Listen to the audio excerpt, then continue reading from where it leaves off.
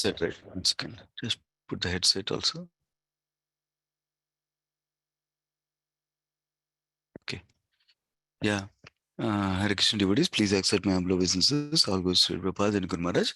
Today we'll hear the rest of the what happened to Narada Muni when he's practicing devotion service according to what he heard from Bhakti Vedantas, especially his vision of the Lord in terms of his hearing the Lord, and then how he practiced devotion service after that, and how he achieved perfection. All that will be heard today. Yeah. Hemang Mati, whenever you're ready, you can continue, Mati. Yes, Prabhuji. Hare Krishna devotees, please accept my humble obeisances. All glories to Sri Prabhupada and Guru Maharaj. Om Namo Bhagavate Vasudevaya. Om Namo Bhagavate Vasudevaya. Om Namo Bhagavate Vasudevaya. Narayanam Namaskrityam Naram Chaiva Narottam. Deving Saraswatim Vyasam Tato Jaya Mudire. Nashtaprayesu Avadresu Nityam Bhagavata Sevaya Bhagavate Uttama Soke Bhaktir Bhavate Naistike. Today we are reading Canto 1, Chapter 6, verse 16 to 38. As soon as I began to meditate upon the lotus feet of the personality of Godhead, with my mind transformed in transcendental love, tears rolled down my eyes, and without delay, the personality of Godhead, Sri Krishna, appeared on the lotus of my heart. O Vasudeva, at that time began exceedingly overpowered by feelings of happiness. Every part of my body became separately enlivened. Being absorbed in an ocean of ecstasy, I could not see both myself and the Lord. The transcendental form of the Lord, as it is, satisfies the mind's desire and at once erase all mental incongruities. Upon losing that form, I suddenly got up, being perturbed, as is usual when one loses that which is desirable. I desired to see again the transcendental form of the Lord, but despite my attempt to concentrate upon the heart with an eagerness to view the form again, I could not see him any more, and thus dissatisfied, I was very much aggrieved. Seeing my attempt in that lonely place, the personality of Godhead, who is transcendental to all mundane description, spoke to me with gravity and pleasing words just to mitigate my grief. O Narada, the Lord spoke, I regret that during this lifetime you will not able to see me anymore. Those who are incomplete in service and who are not completely free from all material trains can hardly see me.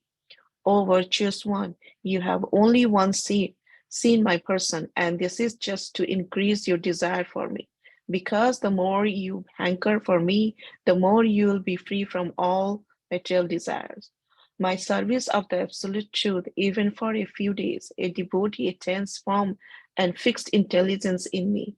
Consequently, he goes on to become my associate in the transcendental world after giving up the present deplorable material world. Text 24. Intelligence engaged in my devotion cannot be taught at any time, even at the time of creation as well as at the time of annihilation. Your remembrance will continue by my mercy. Then that the supreme authority personified by sound and unseen by eyes, but most wonderful, stopped speaking, feeling a sense of gratitude. I offer my obeisances unto him, bowing my head. Thus I began chanting the holy name and fame of the Lord by repeated recitation, ignoring all the formalities of the material world. Such chanting and remembering of the transcendental pastime of the Lord are benedictory. So doing, I travel all over the earth, fully satisfied, humble, and unenvious. And so, O Brahmana Vyasadeva, in due course of time, I was fully absorbed in thinking of Krishna, and who therefore had no attachment.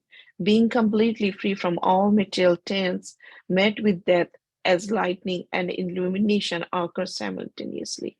Text 28. Having been awarded a transcendental body befitting an associate of the personality of Godhead, I quit the body made of five material elements, and thus all acquired fruitive result of work, karma, stopped. At the end of millennium, when the personality of Godhead, Lord Narayana, lay down within the water of devastation, Brahma began to enter into him along with all creative elements, and I also entered through his breathing. After 43 million solar years, when Brahman awoke to create again by the will of the Lord, all the risks like all the rishi like Marichi, Angira, Atri, and so on were created from the transcendental body of the Lord, and I also appear along with them. Since then, by the grace of the Almighty Vishnu, I travel everywhere without restriction, both in the transcendental world and in the three division of the material world. This is because I am fixed in unbroken devotional service of the Lord. And thus I travel constantly singing the transcendental message of the glories of the Lord, vibrating this instrument called a veena, which is charged with transcendental sound and which was given to me by Lord Krishna. The Supreme Lord Krishna, whose glories and activities are pleasing to hear, at once appear on the seat of my heart, as I as if I is this called as soon as I begin to chant his holy activities. It is personally experienced by me that those who are always full of cares and anxiety due to desiring contact of the senses with their object can cross the ocean of the nescience on a most suitable board. The constant chanting of the transcendental activities of the personality of Godhead. It is true that by practicing restraint of the senses by the yoga system, one can get relief from the disturbances of desire and lust. But this is not difficult. This is not sufficient to give satisfaction to the soul. For this satisfaction is derived from devotional services to the personality of Godhead. O Vyasadeva, you are free from all sins. Thus I have explained my birth and activities for self-realization, as you asked. All this will be conducive for your personal satisfaction also. Sutta Goswami said, thus addressing Vyasadeva, Sri Narada Muni took leave of him, and vibrating on his veena instrument, he left the wanderer at his free will. All glory and success to Sri Narada Muni because he glorifies the activities of the personality of Godhead, and so doing he himself takes pleasure and also enlivens all the distressed souls of the universe. Thank you, Hare Krishna.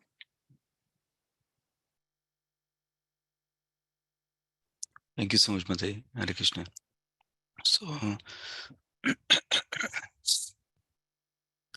so we're hearing the Narada Muni describing his own life before his disciple Vyasdeva. Where is my? Oh, it's okay.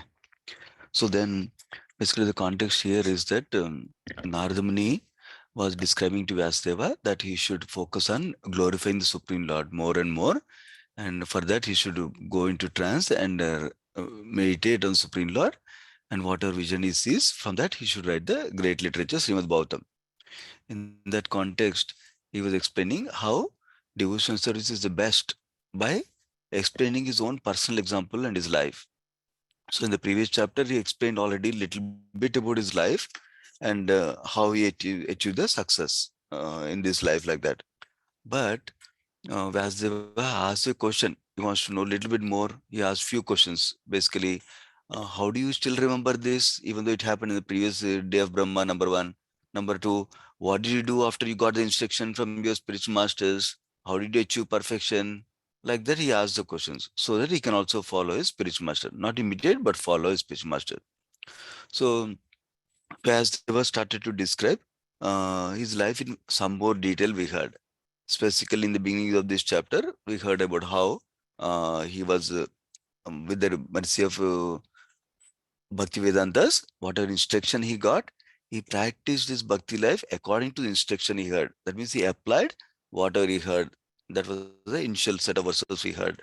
And then we also saw how the life circumstances that he faced, like his mother passing away, he took it as mercy of the Supreme Lord, like that. Even though it's a difficult circumstance where his only shelter, where she has so much affection for him, but still he took it as mercy of Lord, like that. And then Then he started to describe in the yesterday's discussion we were talking how he started to travel towards north by following the instructions, by continuing to do devotion service according to the instructions he received from the spiritual master. Now, last verse yesterday we heard about his 15th verse, where he described that he sat under a banyan tree where there is some shade, and then he was meditating on the super soul according to the intelligence that he has and the instruction he received by from spiritual master. That means we need to apply the instructions of spiritual master with our own resources, intelligence and other resources we have, and follow the path of bhakti. That's what he was doing. Now coming to the today's verse on verse 616. Then, while he was meditating on Krishna, according to the instructions of his spiritual master, his own Lord Krishna personally appeared there. How? Through the sound form, not face to face. So by this time, Narad Muni, so here is described in this 616 verse. I began to meditate upon the lotus feet of Krishna with my mind transformed in transcendental love, and tears were rolling down my eyes. Prabhupada explains that means Narad Muni is experiencing the ecstatic symptoms of bhava. That's why the tears were rolling from his eyes also at this stage. And without delay, Krishna appeared in the lotus of his heart first. Then, um, text 17 is described that he was overpowered by feeling of happiness after seeing Krishna in his heart, and then every part of his body became absorbed in ecstasy, and he could not distinguish between himself and Krishna, like that is described. So now text 18, he says that he lost the form of the Lord.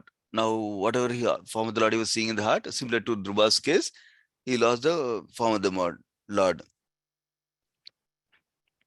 Then he suddenly got up and disturbed. Oh, what happened? My Lord is not there, like that. That's what is described in text 18. And another important aspect Prabhupada emphasizes in this purport is that Supreme Lord is not formless. He saw Supreme Lord form personally in the heart, like that. That means, and even though he has a form, Lord does not have a material form, like that he describes. And another important point Prabhupada makes is, why is Narada disturbed after losing the form? Because we are searching after Krishna life after life, life after life. So when we see that form and then that form goes away, then it's a natural source of disturbance, like that Prabhupada mentions the purport. Now text 19, Narada Muni desired to see that Krishna again in that form. But despite his attempts, uh, he tried to make the same meditation he did, like that, same exact process which master gave. But still, he could not see anymore. And that he was dissatisfied and aggrieved because of that, because he not able to see again. Prabhupada emphasizes in the purport few things. One is that devotion service process is not a mechanical process. Mechanical process I commonly hear from my speech master example, like you put a dollar note in a vending machine and you get a soda drink. It's not like that. Because I do this, Krishna needs to show up. Not like that. It's not a mechanical process. Number one. Number two, Prabhupada emphasizes that Krishna is independent and Krishna can give his mercy anytime he wants, and that mercy is causeless. That means even if I do little bit, he can give. Even if I do after a lot of devotional, then only he can give. That is his choice. So, but we should simply wait for the opportunity moment of Krishna's mercy and continue discharging devotion service to Krishna, like that he says. So now, so yeah, Prabhupada says, when Krishna is pleased, how is Krishna pleased? When he is satisfied with our sincere attempt of devotion service, sincere attempt of bhakti. How is that done? By depending on complete mercy of the Lord. Then he may be seen out of his own accord, like that. So our what is in our hands? Sincerely practicing devotional service, sincerely serving him, depending on Krishna's mercy. That means not thinking that, oh my God, I'm going to do chant attentively, I'm going to hear perfectly, I'm going to complete Bhagavatam, and then Krishna needs to show up. Not in that mood, doership mode, but in the mood that I can finish Bhagavatam only by Krishna's mercy. I can chant attentively only by Krishna's mercy. I can read only by Krishna's mercy. In that mood of dependence, when we sincerely practice bhakti, then Krishna, out of his only causes mercy, is satisfied. Oh, this soul is sincerely trying. Let me show my mercy. And then he'll come. Like that is Prabhupada is describing. Not verse itself is describing actually. This is, and then verse is describing that his Nardamani is dissatisfied, right? In that context, Prabhupada is describing in the purport that by doing sincere attempt, he will come not just by mechanical process. Now, text 20, from here, Lord is speaking to Nardamani. So, first in the 20th verse, we hear Krishna spoke with gravity and pleasing words at the same time. That means serious. Why? To mitigate the grief that Nardamani is feeling. So, Krishna cares about devotees. So, that's why to relieve him of this grief, he spoke, it seems. Prabhupada emphasizes one important aspect in the purport that normally Krishna is described as Adokshaja. That means he's beyond the reach of our senses. That means we cannot directly hear him, we cannot directly see him like that. In that sense, he's beyond the reach of senses. But if Krishna gives us mercy, then he can spiritualize our senses and we can see him also face to face, or we can hear him also like that. Here, Nardamani is experiencing hearing from Krishna. In that context, Prabhupada is describing that. And this was a special gift to Nardamani by Krishna. That's why he could hear him. Now, text 21, uh, Krishna is speaking. He says, "Oh Narada, I regret that during this lifetime, you will not be able to see one more time anymore. Only this one time you are able to see me.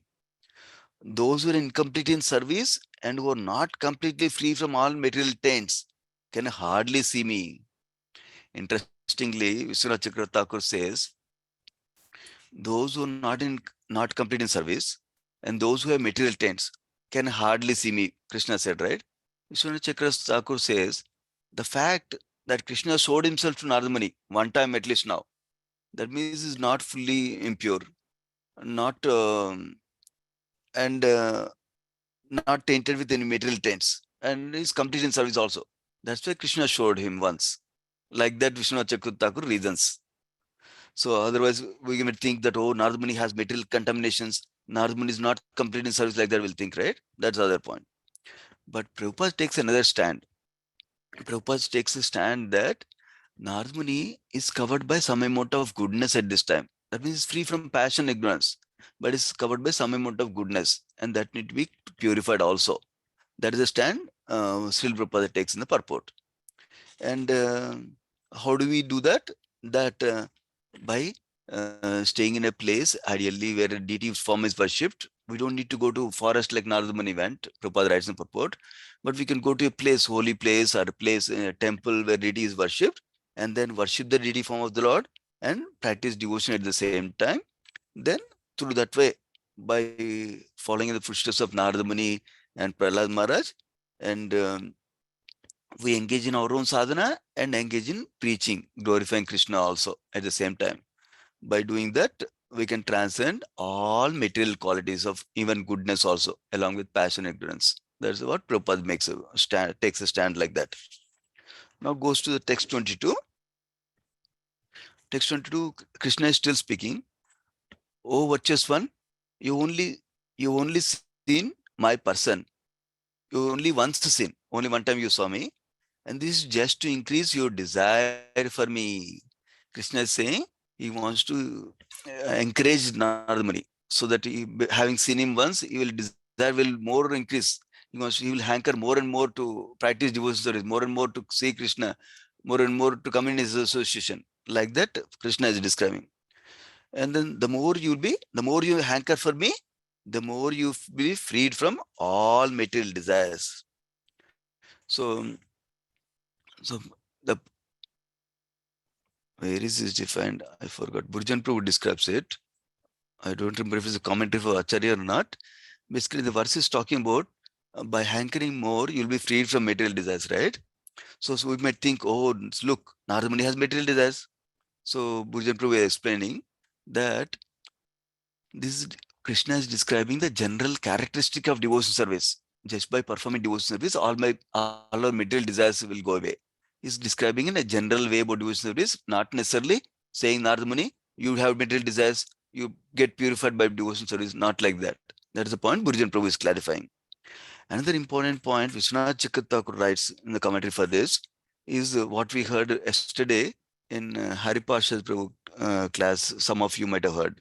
So basically, currently, Narada Muni is in a sadhaka deha, that means practitioner body, material body. Uh, Body is probably spiritualized at this time, but is in a sadhaka deha, that means practice devotion service in this lifetime. So in sadhaka deha, is prema is like an infant stage, that means younger stage like that. So infant stage. So at this stage, is eligible to see Krishna only once, like that Vishwanath Chakravarti Thakur says. Whereas in the Siddha Deha, that means in perfected body, perfected spiritual state, in the in this perfected Siddha Deha in the spiritual world, he will be eligible to constantly serve the Lord, constantly see the Lord, and constantly serve the Lord also. Both of them are prerogative of Siddha Deha. That means until that time he cannot directly serve the Lord, like that is describing in this Vishnu Chakravarti Thakur commentary. So you can constantly see me and you can uh, directly serve me. That is it. When the infant like prema becomes mature like youth like prema, like a small boy, a small baby infant, to youth. That's what is basic comparison is made. Prema, prema also can mature to different stages. That's what we can learn from here. In fact, in Vishwanath Chakravarti Thakur's description of different stages of devotion service in the second chapter, first canto, he talks about 14 stages of devotion service. In that he says, after prema, he talks about two more stages. One is directly seeing Krishna face to face, and next one is experiencing full sweetness of Krishna like that. So there is something more beyond prema like that in one sense. And in the sense, prema is the last stage. So that means there's a maturity in prema stages like that. So now,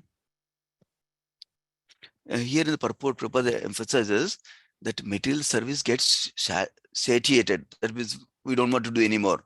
But spiritual service, people, devotees hanker for more and more service like that. And then another important point Prabhupada makes is by doing intense devotional service to the Lord, actually we can experience Krishna's personal presence there. So in that sense, a pure devotee is experiencing Krishna always with him, always, and is cognizant of Krishna's present within his heart also. Like that, that is a way we can engage in devotional service, because devotional service and Krishna are absolute, are identical. That's how Prabhupada makes a point here. Now, text 23 to 25, Krishna himself is personally glorifying bhakti or devotion service. He says, by service to absolute truth, even for a few days, a devotee attains firm and fixed intelligence in me. What kind of intelligence? Intelligence to go back to him. Consequently, he goes on to become my associate in the transcendental world after giving up the present deplorable material worlds, he says.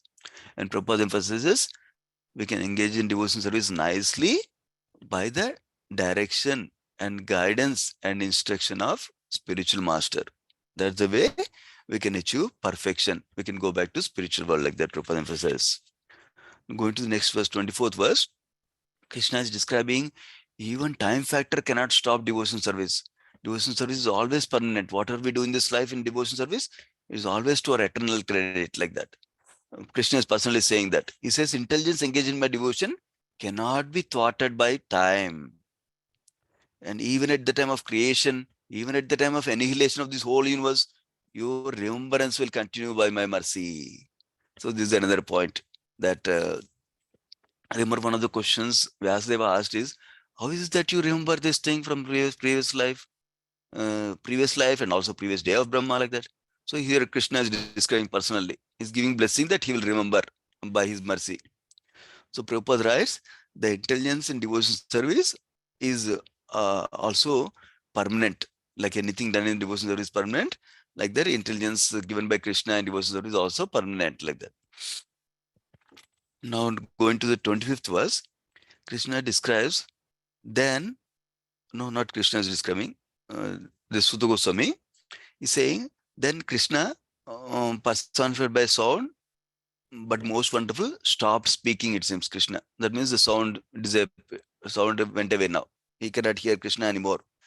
Then Vasudeva was filled with a sense of gratitude. When do you feel gratitude? When we feel that I don't deserve this, but Krishna is so merciful that he gave me this experience like that. Then we feel grateful.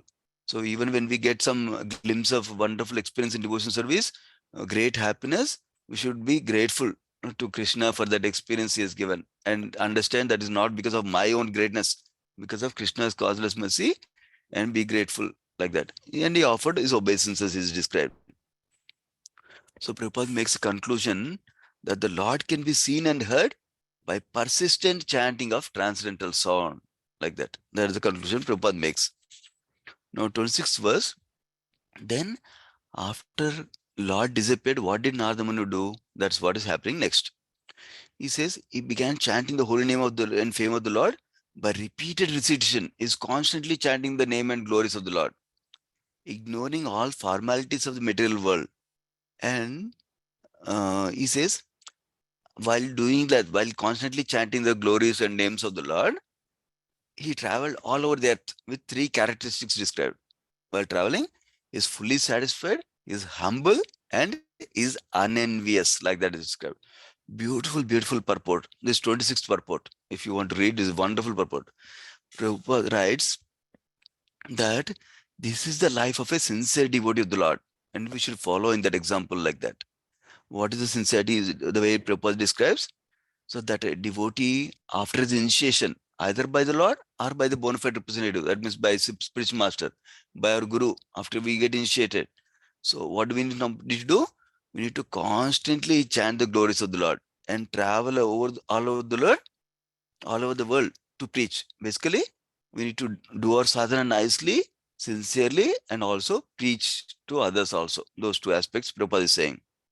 And then such devotees have no desire for material gain, and but they have only one desire, which is to go back to Godhead.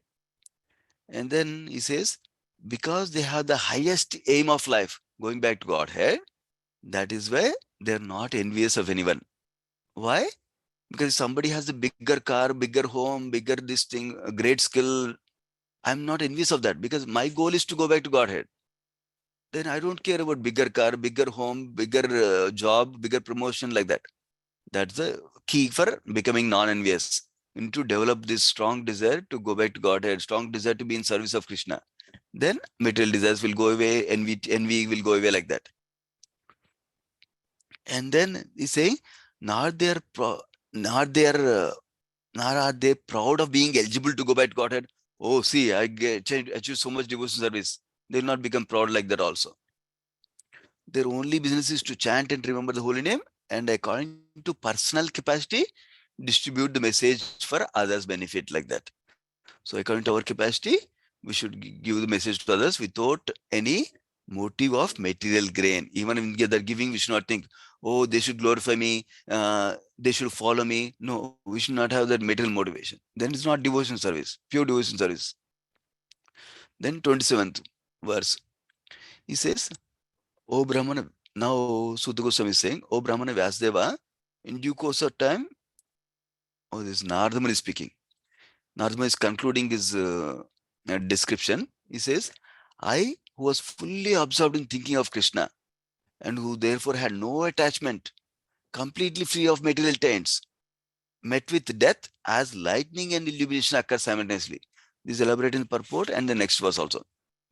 Essentially, point here is when we are fully absorbed with Krishna, all material contaminations will go away. That is one point. And then this is also a symptom we can observe in ourselves. Are we uh, are we always absorbed in material sense gratification? Are we absorbed in Krishna like that? And then the three characteristics described when somebody becomes transcendental, even in this world. What are those? One is his, his life is eternal, is fully cognizant and blissful. That means he has no hankerings for petty material things. That is the way to understand that one has gone above the modes basically. So now, yeah, and there's no material affection in this in the body of a pure devotee. because he spiritualized his body at that time, like that. So next verse is describing what is the illumination and lightning. What is that called? Lightning and illumination occur simultaneously. How to understand that? That is, at the time of death, devotee is changing from material body into spiritual body fully, like that is described. So it occurs a transcendental body. The transcendental body is given by the message of Krishna. By It has three characteristics described. One is, it's free from material affinity. That means no material sense enjoyment propensities. And then invested with three: eternity, eternity, freedom from material modes, that means mode of goodness, passion, ignorance is free from that. And then no more reactions of past karma also. Those are the three characteristics is describing Prabhupada in the purport. So devotee's body at once is surcharged with transcendent qualities when we do devotional service nicely. And this is what happened with Dhruv Maharaj and Prahlad Maharaj also. They could see Krishna face to face because their body became transcendental, like that Prabhupada describes in the purport. So, um, and only the devotee is exempt from past reactions, not karmi or gnani. That's the other point Prabhupada makes. Going to the 29th verse, somebody might get a doubt. If Narada has eternal transcendental body, then we also hear Narada was born from Brahma.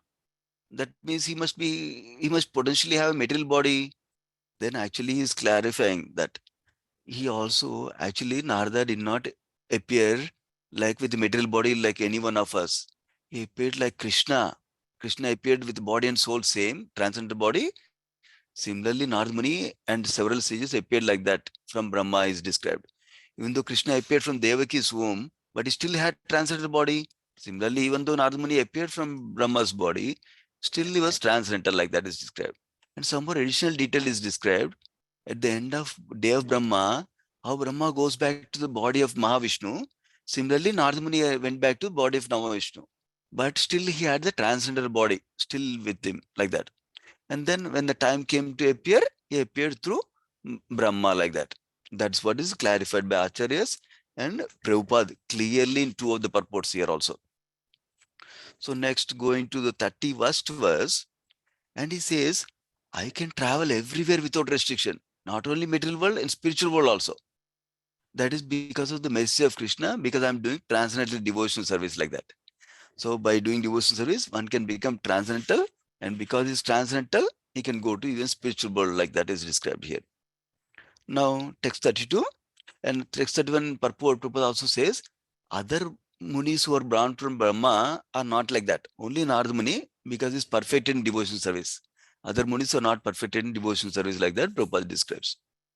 So 32 verse is saying, so now what does Narada Muni do after getting all this great transcendental body, after getting the ability to travel everywhere? He doesn't just go, oh, let me go sightseeing and let me enjoy like that. No, he's glorifying the Supreme Lord all the time by because he goes to spiritual world, he goes to material world, glorifies devotees, glorifies Krishna, and makes everybody devotees like that.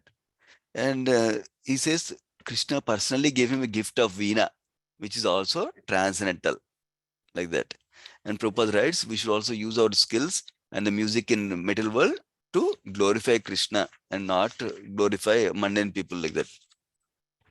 Now, text 33, Krishna at once, Narmadi says, now while he's going traveling everywhere glorifying Krishna, he sees personally Krishna every time in the heart. So that means when we constantly engage in devotional service, Krishna is personally present with us. That's the point Prabhupada makes in the purport also. So Narada concludes his instructions in the last three verses. Basically, 34th verse he says, now hearing Krishna Katha, speaking Krishna Katha, is the way we can go back to spiritual world. It's the best boat for us to cross this material ocean, like that he describes in this verse.